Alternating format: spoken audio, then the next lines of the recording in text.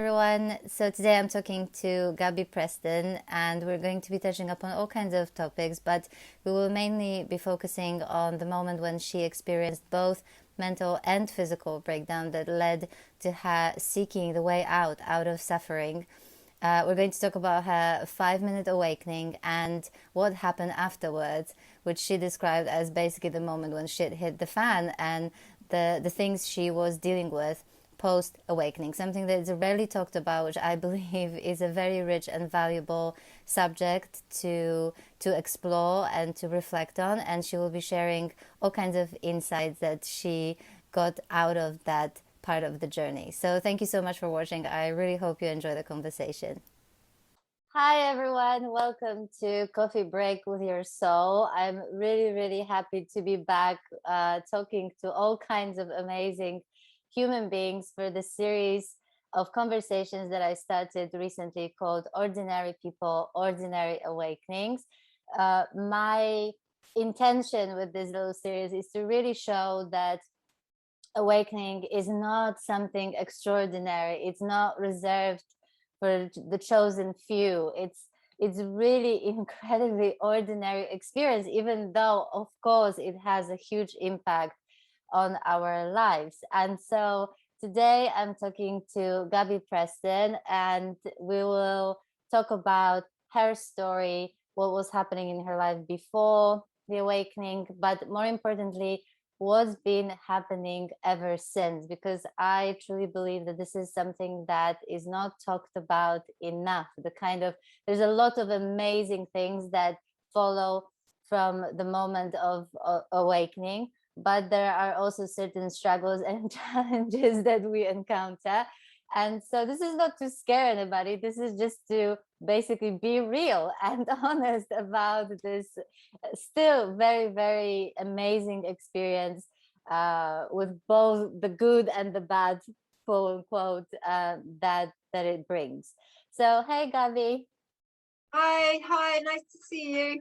So happy to see you. Gabi and I had a little chat. We were actually supposed to record this conversation when I was in Greece still this month, but unfortunately it didn't work out because the internet was not great. So, but it doesn't matter. We're here now in our cozier clothes because the weather is definitely different here now. Definitely different from Greece.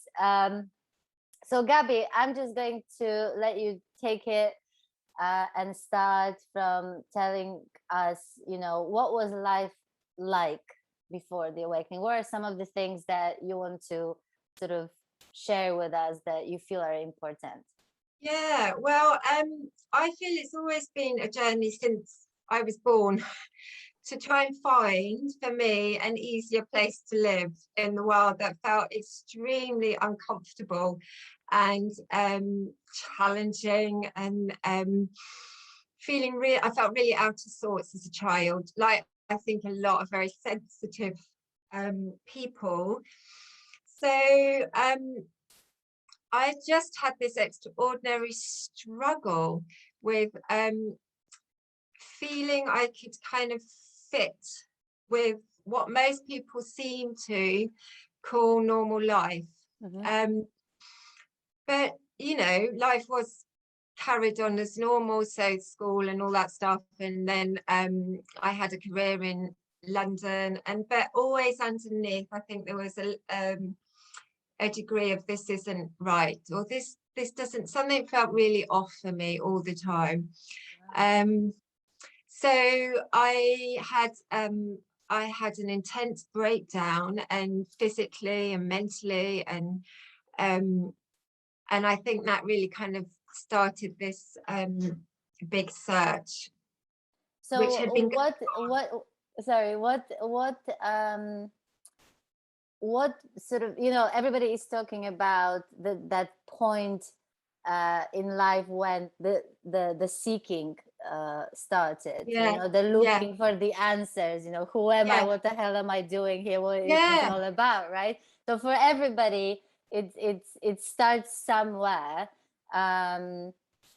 So I'm assuming that started for you with that breakdown. So can you tell us a little bit more about the time leading up to it, what was going on, and then how it eventually Yeah, happened. yeah.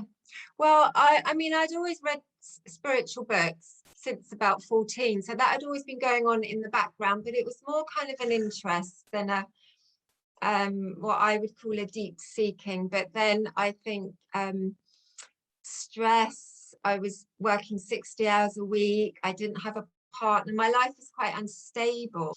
I'd been really running on empty for quite a long time. Then I had a big emotional upset with my family.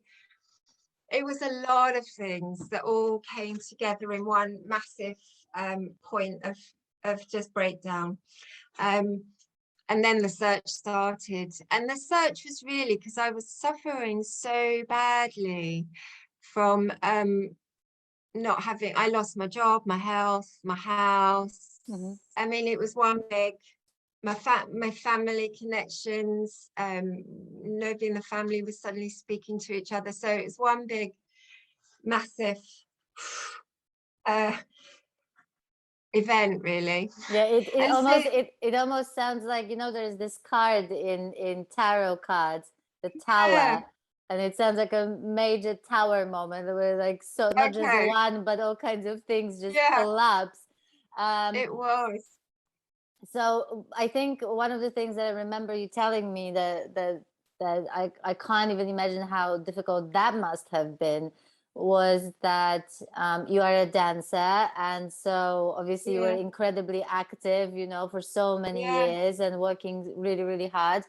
But that breakdown brought with it, you know, complete shutdown of your body, right? You were not yeah. able to, you were hardly able to function, let alone do dancing. So I mean, what was that like? That must have been, that alone It was, must have been devastating. yeah, yeah, no, it was hell because one moment I could function in the world quite well, and I thought I was doing quite well.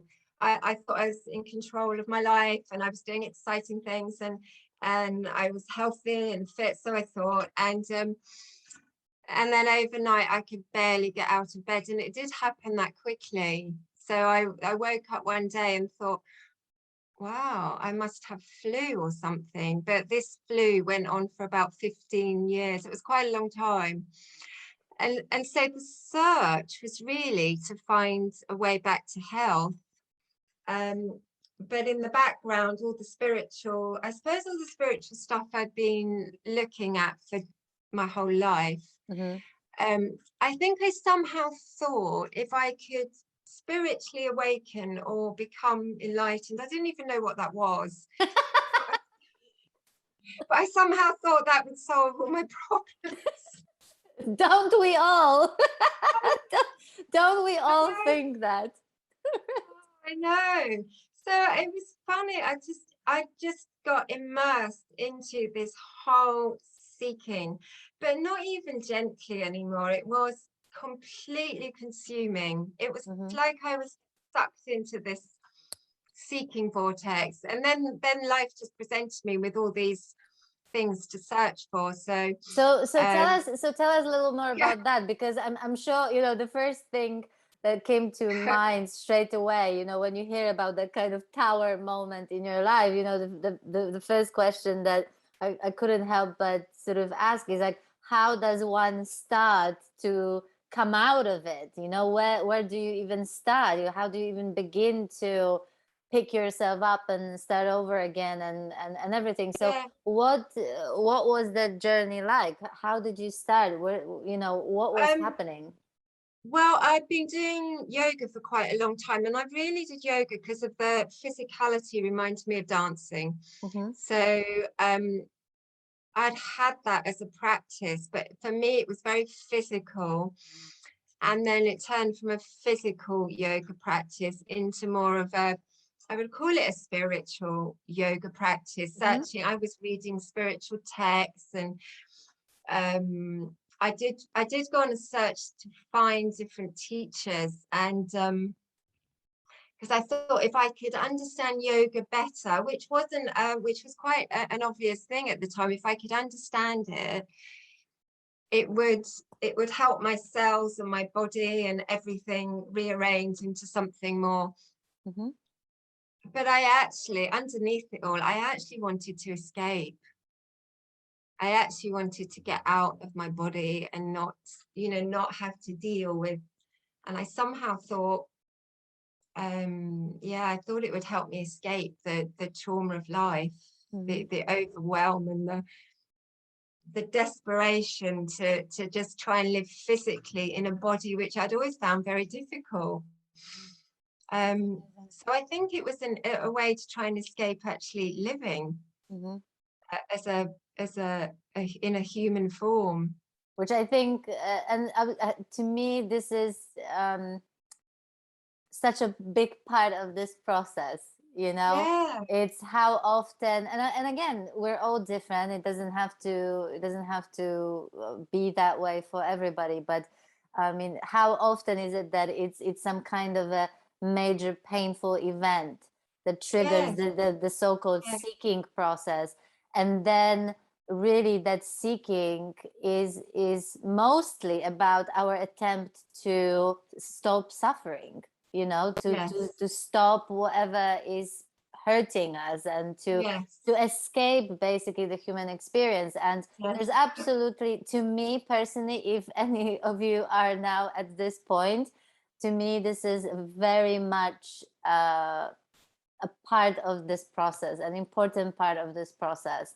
And there's absolutely nothing wrong with it. It's just what it is. It's just how it works. And I think literally almost every person has gone through that and begun to seek for those very same reasons. Maybe the details may differ, but the premise is pretty much the same.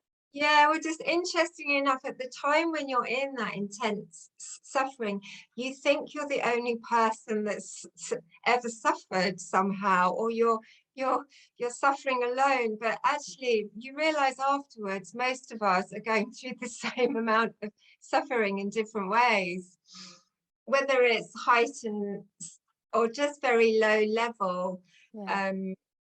But at the time, I think when it's that intense, you kind of think you're doing this journey. You're kind of on the hero's journey to. I kind of thought I'd be the one that would wake up, and then I could share it all with the world. And and then come all the ideas about I know what it, I thought I'd have a halo above me or something. and then come all the ideas, which again, very, to me, as far as I'm concerned, is very much part of the process. Yeah, Then come all the ideas that we have about what yeah, is going to be like, when it yeah, should happen, what is going to be like afterwards, and then so yeah. on. And then we're awaiting this moment to happen, and I then know. and then it really sucks when it's not happening, right? Yes, true. It's so true. And weirdly, obviously the seeking for this one event is taking you further away. But it's not. It was very rich, that journey. I can't deny there were so many gifts that came through that whole seeking, exploring, reading, digesting, talking.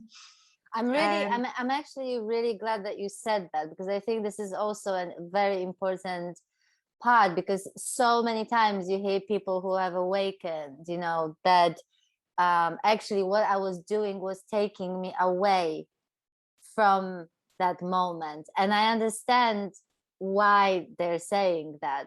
yeah, But actually, I would like to offer a sort of alternative to that kind of thinking, because I actually think that all of this takes us closer than if we were doing absolutely nothing, yeah, because I agree. all of those things point us in that direction.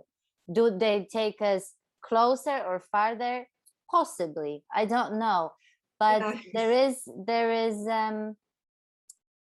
there's a purpose to it as well. It, to me, again, this is very much part of this process. Even those moments when that seemingly take us away, Yeah. are very much part of that process as well. So you are you're doing yoga. The yoga is not giving you what you were expecting it to give you, but what else? Is there anything else that you've been trying? Is there anything else you've been doing? And because I'm assuming that even in that process, even though you're not experiencing that awakening that you're awaiting, that you're hoping for, you're still having all kinds of useful insights, right? Yeah, and also many I'm very sensitive to big experiences, and I know that's not everyone's experience, but for me, and I'm not sure that was so helpful actually, because I had a lot of very big experiences, which I thought was would be part of the waking up, and those like experiences of oneness, or just crying, feeling like just connected with God, Mm-hmm. kind of esoteric. And of course, I'd read a lot of the texts which talked about seeing God and speaking to God, and I'd cry for hours and just feel revelation, and Mm-hmm. huge experiences in a very ungrounded system. This whole body system was very ungrounded, so they were very difficult experiences to come through, because I kept thinking that was the direction to go. Mm-hmm. But of course, with each disappointment, when they fade, you realize you're back where you started. And you're still suffering just as much, although you don't really want to admit it sometimes. Yeah. But I had started reading this non-duality thing, started to get Mm-hmm. come online more, I think. And I'd read a lot of John Klein, and I devoured his books, and Francis Lucille, and I suddenly thought, okay, there's something with this that I hadn't looked at. There's something else I Mm-hmm. hadn't looked at. Mm-hmm. And I would go and sit sometimes with Tony Parsons, and I kind of knew that where they spoke from was clear. It felt very clear to me. It felt very natural, but huge frustration, because with those very clear speakers, there's not a path you can take. And in There's not a, particular, if you're listening to Tony Parsons, yeah, I well, can Tony only is, imagine the yeah, frustration. I know. Yes. I used to sit in the meetings and feel really resonant, and think, yeah, this, I completely feel this. Mm-hmm. And then I'd get so frustrated Mm-hmm. and angry, and then I kind of just thought, well, there's nothing I can do, because he used to say that a lot. There's nothing you can do. So I used to think, well, I'm just going to suffer for the rest of my life here then. That's what I actually thought. I'm going to just have to go to work, get up each morning, and just suffer. There's nothing I can do. But I think out of pure frustration, I came across David Bingham. I heard him talk, and then something made me ring him up. And I think I told you this actually. Was it just before, did you contacted David after that moment when you basically gave God, as you said, I the gave him 2 ultimatum? weeks. I did. Can you talk about I that? Yeah, I was walking on a path that I used to walk a lot by the river, and I was suffering still so much. I mean, I'd done all this stuff, and I think I was suffering even more. And I literally just stopped and stamped my feet, and I just screamed out, "You've got 2 weeks, and that's it. I'm out of here, because I cannot stand this and anymore." There was like an itch I couldn't scratch. And so I gave God, or the universe, or life, I don't know who, I just said, "You've got 2 weeks to show me what I can't see." And then it was 2 weeks exactly to the day, actually, that I found myself, not knowing why, speaking to David on a funny little old phone I had in my flat. And then that changed everything. So I had that conversation, and I think it was literally within about 5 minutes on the phone. I just went, oh, oh. So no halo above your head, no trumpets, nothing descending from heavens, nothing spectacular. No, nothing except there was there was experience that happened after that, but for that moment there was just a real like, oh, how did I miss this? So And I what did kind you of was, so what did you miss? Because I can literally imagine people watching thinking, so what did he say? What did you miss? What was different? Why now that you look so back? yeah, he almost just pointed me back to what we actually are. So whereas I'd felt before, I'm in this body and I'm this person living inside this body, and I'm somehow going to find something, that I've got to find this thing that's missing and it's out there somewhere. That was how I thought it was. Mhm. And I think just with his little inquiry, he pointed me back to this, oh, it's not out there and it's me. What I was always looking for is me. It's who I actually am, and it's always here, and I've never left it. And it's so obvious. How did I not see that before? And I kind of thought, for about a week, because I was teaching classes at the time, like movement classes and kind of yoga classes. Mhm. And I remember going and saying to the girls who had no idea what I was talking about, I remember just saying, this is really weird. I must be the only one on the planet that never actually knew that they existed as this being. I thought perhaps everyone else knew this secret, but I was the only one that hadn't seen it before, because it was so obvious suddenly that, oh, well, I've always been home, that I haven't got to find home, that I've always been here. How it was, and I just kept saying, well, how have I missed it? So it was a bit like that a while. Gabi, what's home? Because Yeah, I can imagine someone listening thinking, what do you mean by that? What does it mean yes. that it's here? I it's not really a feeling. Well, it's a very quiet space, and it's a very, to me, this is how it feels actually. It is a feeling, kind of a very quiet space that is like an unchanging part of myself. It's, some people call it being, but Mhm. that's just a word, isn't it? That they're all just words for something that is very still and very quiet.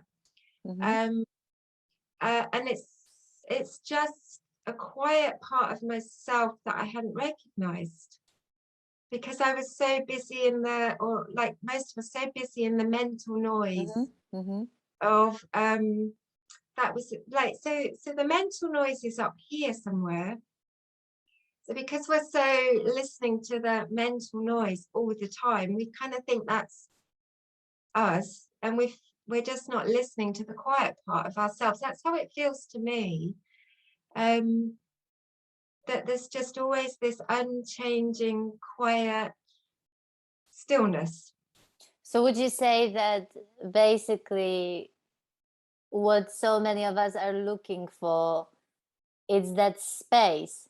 Is that space? Is that, again, we can describe, because Yeah. it comes, that space comes with stillness and incredible peace of mind, doesn't it? Yes. And Yes. and it's so certain, it's so solid, it's so Yes. deeply known, right? Yes. um Yes.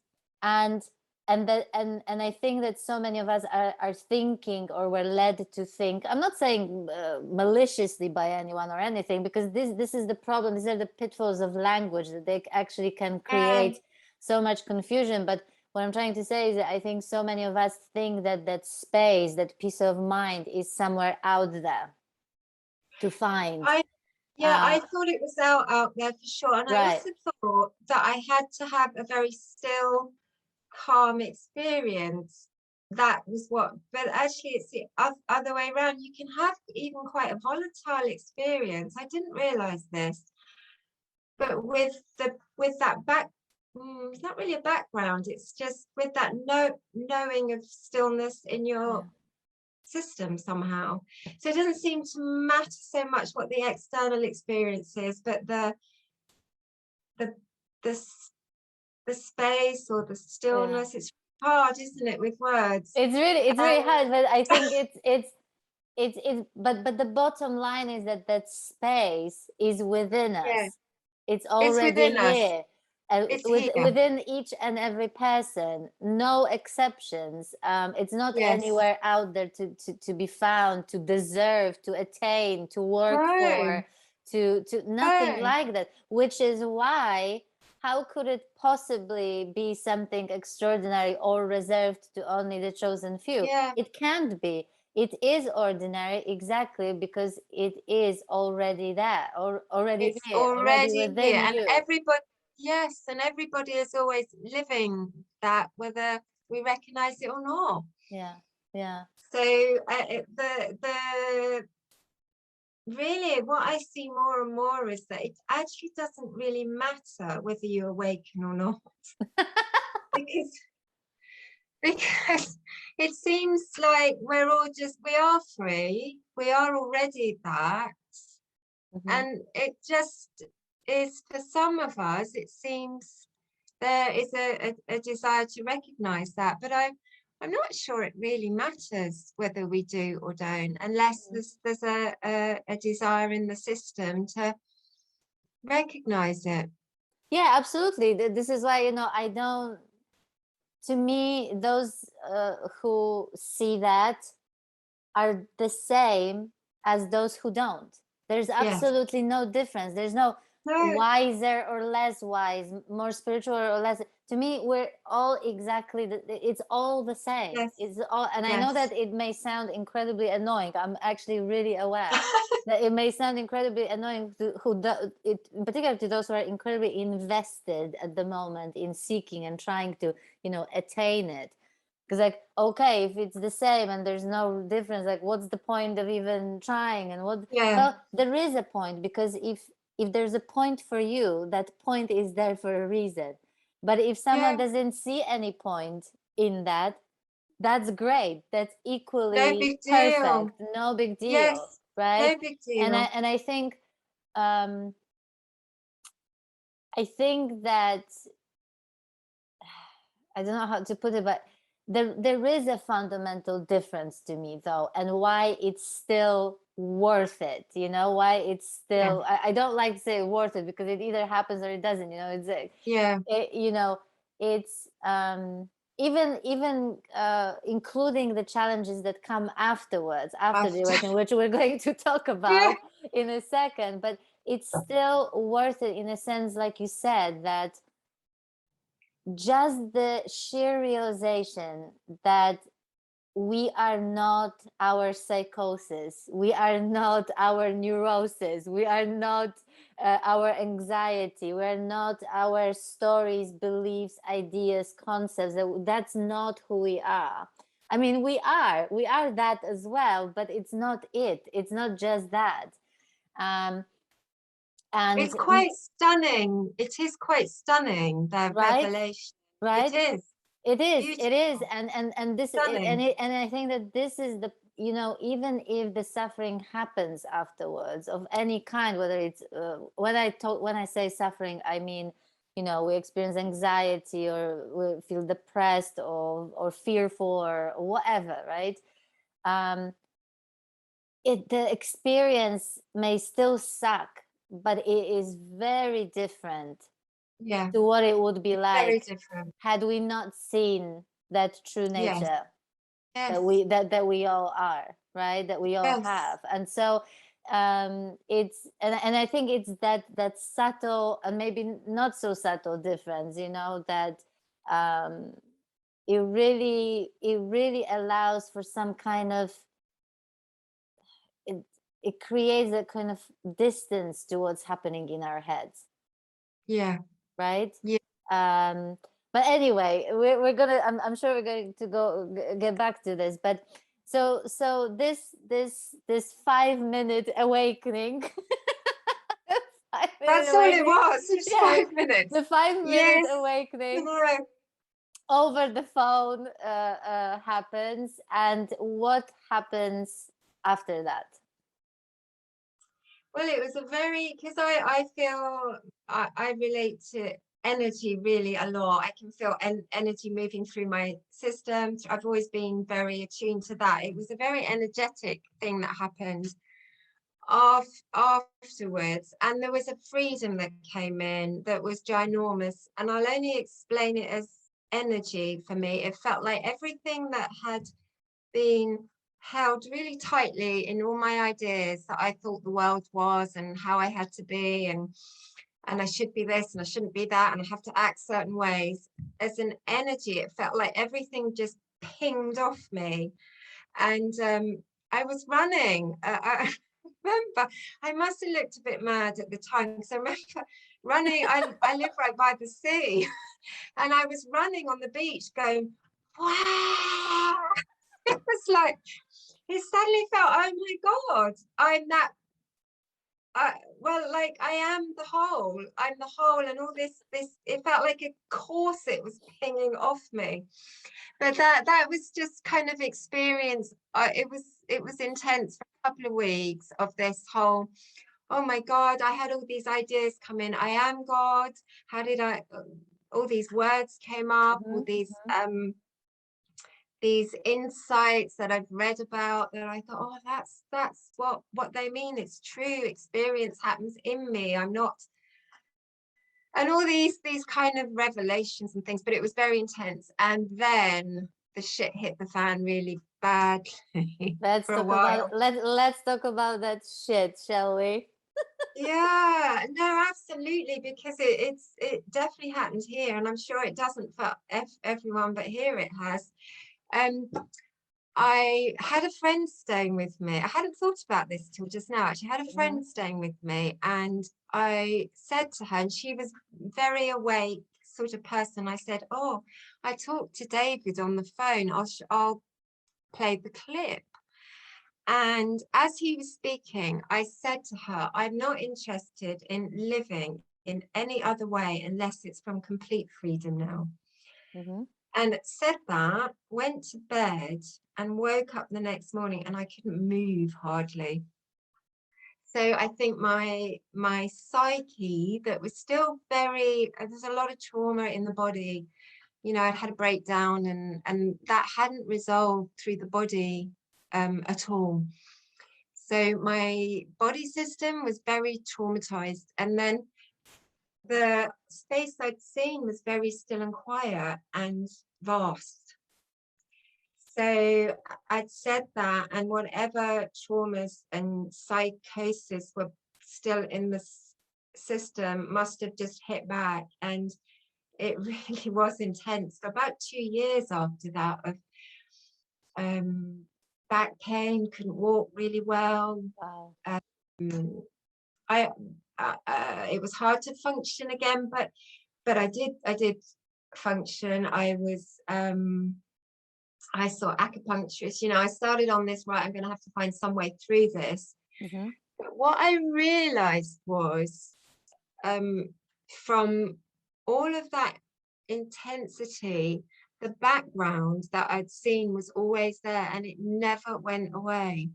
So I kind of felt, well, whatever I have to go through now, this has got to go right through the body, because if it doesn't, I'm going to live a half and half experience. So I knew that had to travel all the way through. It's an kind of, for me, it was an energy feeling. Everything had gone out into this expanse and this knowingness, and now it kind of like it was hitting every trauma I'd ever experienced. And I'd had epilepsy when I was a child. I'd had lots of fits and trauma, and so it was kind of beginning to go through this whole system of trauma.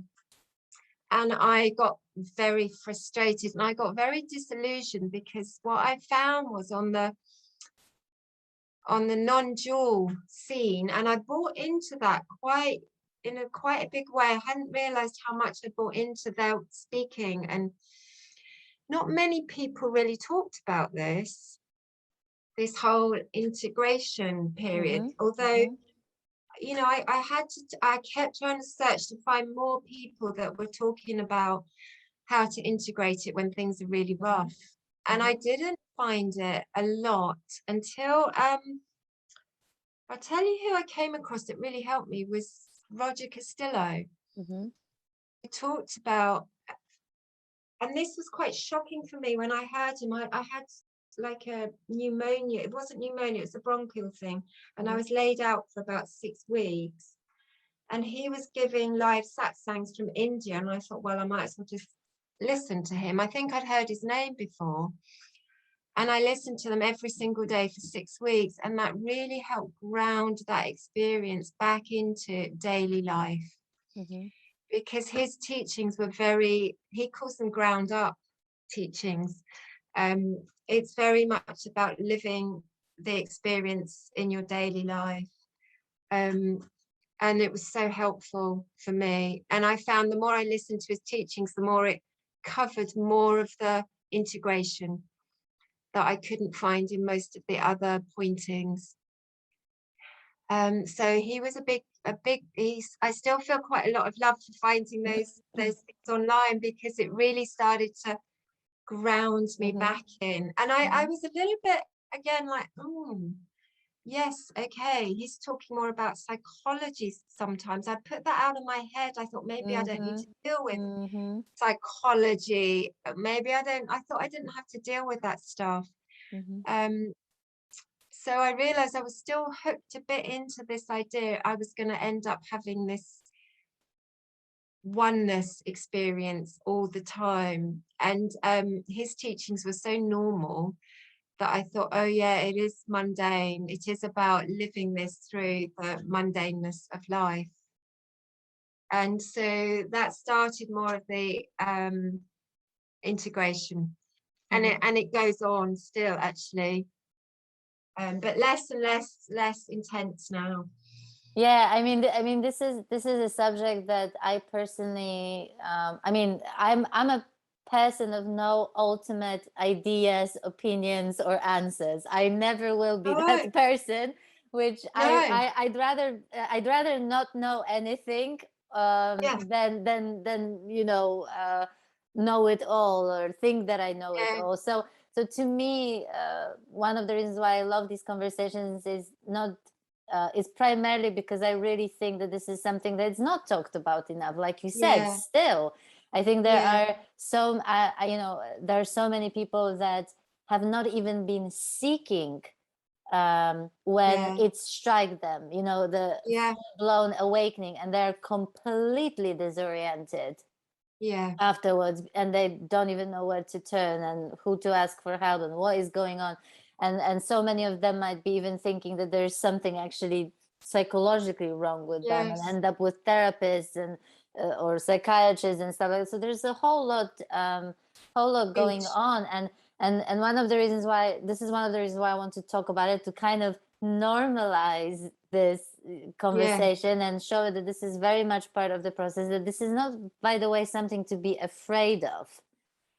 More importantly, in my view, and of course this is a huge subject, and I'm still exploring it myself, which is what I was trying to say, that I have no ultimate answers as to why this is happening or what should be done about it. I have no idea. I'm not an expert, but having listened to these stories, having been going through my own experience, the first thing that I want to say is not to fear that, because I actually feel that it's got to come out. It's got to come out, the traumas, the whatever else is in the body, because it is the conditioning, the beliefs, the traumas, the everything.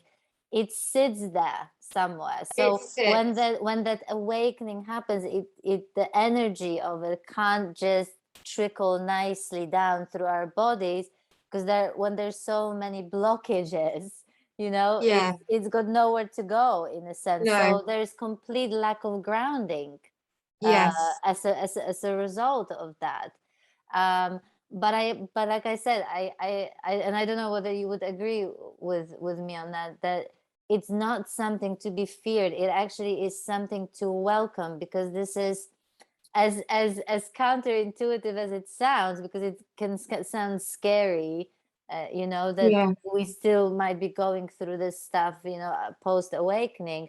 But actually, I would say this is something to welcome, because these are the things that this process basically reveals the things that still need to be healed Yes. and addressed and be Yes. seen and so on. Would you Yes, absolutely. And I do sense that everything, I mean, we're not doing this, it's all happening through us. So we aren't the doers of any experience. That's really clear. And you know, we're one energetic system. I feel everything in energy terms. We're one energetic system. We don't really know what this is, Mhm, except it seems like it's just an energetic system, and it's happening whether we want it or not. I mhm, mean, it's happening. So I think the more that well, my feel is the more that we can just open it up into the world and speak about it, mhm. the more it's not seen as something fearful, because it can be intense. It can be really intense. Oh yes. Um, and also to I think to really follow, I because what I realized, Maggie, I listen to a lot of non-dual speakers, Mhm, and I'd got very black and white about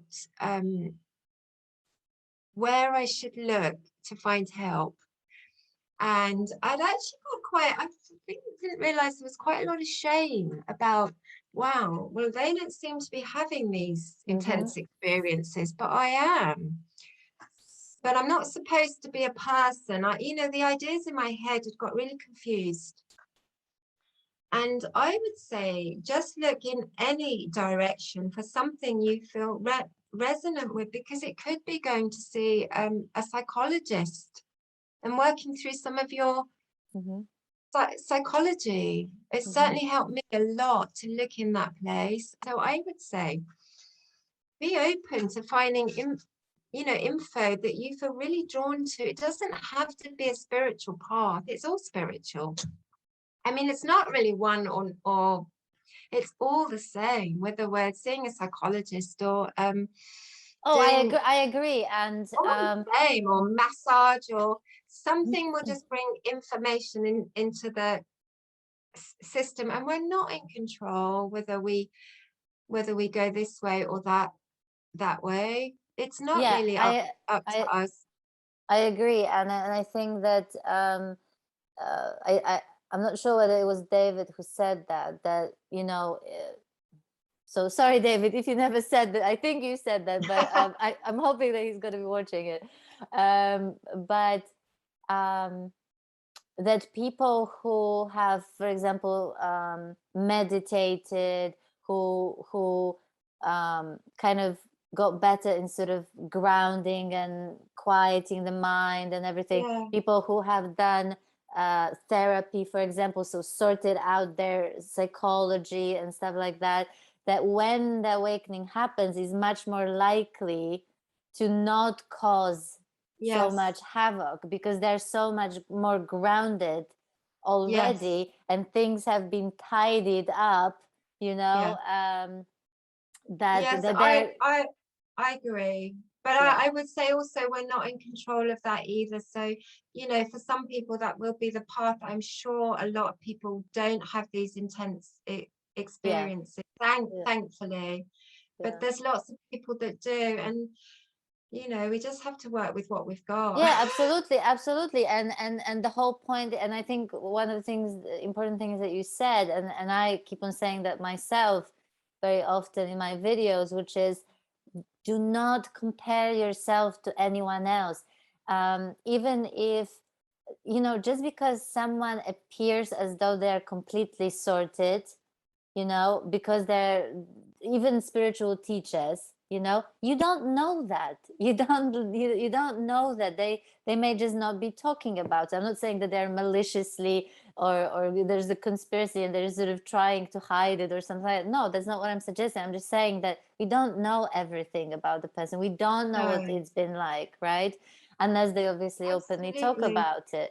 But I think the point is to not feel bad that this is happening, to not question your awakening just because this is happening as well, you know, to and to follow whatever resonates, like you said. So if it resonates with you to drop everything and literally get off the so-called spiritual path Yes, completely, you know, and go and have a beer in a pub with friends instead, yes, or start reading fiction instead of all the spiritual books, do that, you know. yes. If it means, if it feels right to, you know, start healing your looking at chakras healing, or going to psychologists or whatever, do that. It doesn't matter what anyone says, whether this is right or wrong, or it didn't work for somebody or whatever.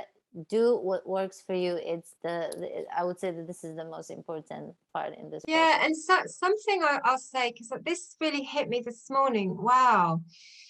Um, because all the non-dual speak is about no person, isn't it? Mm-hmm. It's like you're not a person. I actually thought I somehow have got to lose this sense of being a person. It was so confusing that. Mm-hmm. I, and I didn't, and I kept trying to lose this sense of being a person. And actually, I think sometimes you feel more a person afterwards. In my experience, oh, it's kind of about being more here, more present with just the experience of life. That's what it feels like to me, and that can change. I'm open. That can change at any moment, and we're always changing and evolving. And um, But so to Gabby, me, I come to the same conclusion. I come to the hopefully, same conclusion every day, which is yeah, that that really ultimately it is actually coming back to being human, but yes, in be a sort of yourself. to being yourself. It's I in know. a, so while we're trying, so it's almost like two things it's like, on the one hand we're seeking awakening because we're trying to end suffering, we're trying to basically escape the human experience, the painful parts of human experience. Yeah, But actually the opposite happens. It's you gain the freedom as a result to yes, experience, you know, everything fully, to have a yes, full-blown human experience without falling apart as a result of it, yes, right? And you're not, yes, and you become less and less afraid of it.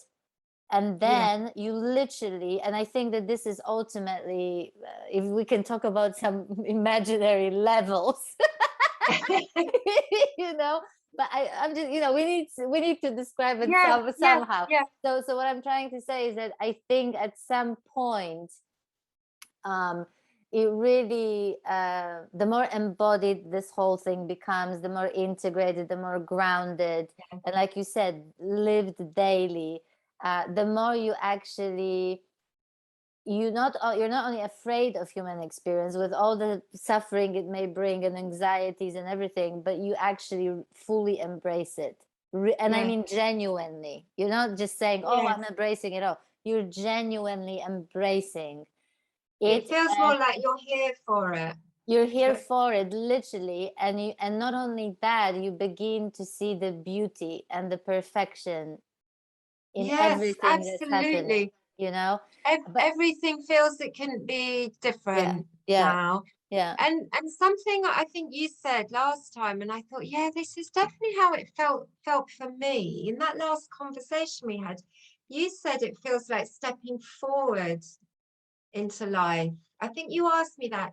Do, does it feel like you have to step forward? And I Leaning, it's remember you leaning in, it's actually leaning in. leaning in. Yes. And I remember a few years ago saying that to a friend who's also going through a lot of stuff with whatever you call it, life journey, awakening, I don't know, all that. And I remember saying on the phone to her, God, it really feels like I've got to step into things that I'm always away from that. I've somehow Yeah. got to step forward. And I know that's just words, because that's not actually what's happening, but it has really felt like that for me. There's a kind of, it's almost like an internal yes to what's here. Yeah. Like I don't need to be so frightened of what's here, whether it's emotional or, which is intense. It's still intense because, I'm very sensitive, like a lot of Yeah. people can Yeah. be. Um, but yeah, it's almost like, okay, I can just, whatever's experienced and now is and, and so and so I, like I said, we, on the one hand, we start with trying to escape, life, to then actually embracing life instead. That the result is really embracing life, and then we're yes, trying to escape, being human, and then actually the result of the awakening is actually embracing being human in its entirety, yes, and that to me is actually really ironic, and it's almost like a cosmic joke that we're looking for these, yes, we're looking for these mind-blowing spiritual experiences that will take us out, when really it's all about going back to yourself, really, yeah, and it's and normal. right. Yes, absolutely. And I think when I listen to Roger a lot, I think he said that a lot. Um, so he would call those mind-blowing experiences peak Hmm. experiences. Hmm. And we're addicted, like why we drink alcohol or take drugs or rave. Absolutely. We're really addicted, aren't we, to having a peak Hmm. experience in whatever Hmm. form it is, or whether we like to exercise Hmm. madly or um so I think he made it really clear when I listened to him that they're just peak experiences, and to give them no attention. I was quite upset when I heard that. But I thought, but I've had so many of those. Are they not important? Yes, exactly. I know, and to just because I mean they can still come, but Yeah. they're nothing to be revered or Yeah. chased And after, I think, and I personally haven't had the kind of experiences that people, like extraordinary spiritual experiences that some people describe. But in a way, I'm glad, because I can absolutely see how it could mess yeah, with my head in a way, and then how I would want more of that, when really yeah, this is not what it's about. But I remember so many people who I listened to talking exactly about that, and how they thought that because they had those experiences, that therefore they were enlightened, or whatever, or that they arrived, basically, yeah, for lack of a better. This is such a stupid word, by the way, but you know what I mean. yeah, Um, yeah, I can see how this can be incredibly misleading. You yeah, know, to absolutely. And there's just one thing that I'll ask you, because it intrigues me, is I don't know whether there's a difference between the male and the female biological, or I would call it like just our biology or chemistry, as to how we experience or how we interpret or how we share this. Because it seems men's systems, it's just an interesting thing I've noticed. Men's systems don't seem to have the same level of connection to the body that the females often have because of childbirth. And I don't know whether I've just misread all of that. Um, but I've heard more females talking about the emotional aspects, and maybe because they're more comfortable with that, I or mean, the I could processing of only it. I don't speculate. know. I have no idea, I don't know. but it doesn't. As I was listening to you, if I were to just go with my intuition, I would say no. No. I think they're just ideas. I Yes, think probably. it's another kind of a way to manufacture the sense of Yeah, separation of some kind, yeah, probably. And you know, I mean, there can be two women and two men that experience anything differently. So Yes. why right? So I don't think Yeah. it has anything to do with gender. But then what the hell do I know? Like, you know, I mean, I Well, really what don't. what do we know? We don't really know, do Exactly. we? And I think that this is the part that I find the most exciting about this whole thing and having these conversations, um that is it's what we actually were saying. And I remember us laughing when we were chatting in Greece, um when you said there's no end game. It doesn't feel like There is this no then. end game. Ever. Ever. It feels like ever in the body or not. It just feels like Yeah, there's no end ever. yeah, yeah. There is no end game, and I can see how it could potentially be bad news. I know it could be bad news if we don't ever get out of this.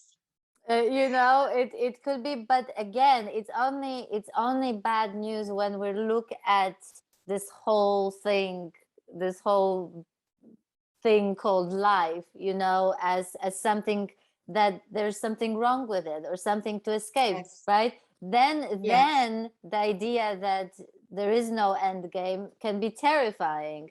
But and I think that that's the whole point, that the more we sort of awaken and become grounded with it, the more we actually begin to see the beauty, the perfection of Yes. everything. And so why would we even want it to end? It's to end. Well, as you spoke then, I definitely thought it begins to feel, and this is only just beginning to kind of come in now here, is it begins to feel it's just more of an adventure. So Gabby, just I would say last question. See, I had all these notes and I never looked at them, No, um, me too. which is great. That's the best way.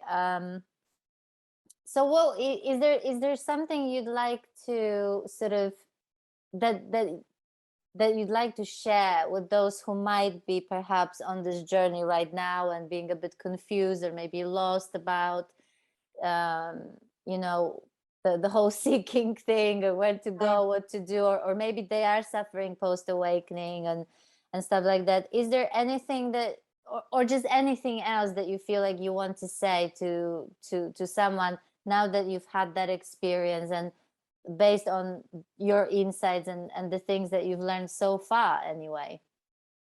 well, I would say the journey's got to play itself out in whatever way it's going to play itself out. We don't really choose how that is. Um, but I would say if you can just follow whatever feels resonant in the moment, whether it feels really odd to your mind or not, and whether other people are saying don't do that, if Mm-hmm. it feels a way to go, if it feels really true for you in that moment, follow that, because it will always lead to another aha moment or an insight. And that, I think, that brings us more back into who we are, really trusting that we've got the answers here, because they are all here. They are within us. They're not outside of us. Um, so yeah, try and just be as true to yourself and your own experience, because ultimately that's all we've got. We've only ever got our own experience. Whatever comes out of anybody else's mouth, we've only got ourselves. That's I couldn't wish yeah. for a better ending to this conversation, and I couldn't agree more. So I'm just gonna leave it here. And Gabi, thank you so much for giving me Oh, your thanks, time. It Maggie. was great to talk to you, to connect, and I hope that you found this conversation valuable. If you have, then please remember to like it, to share it. It really helps for those videos to be more visible because of all those algorithms or whatever on YouTube. So thank you so much for listening, and I'll talk to you soon. Take care. Bye.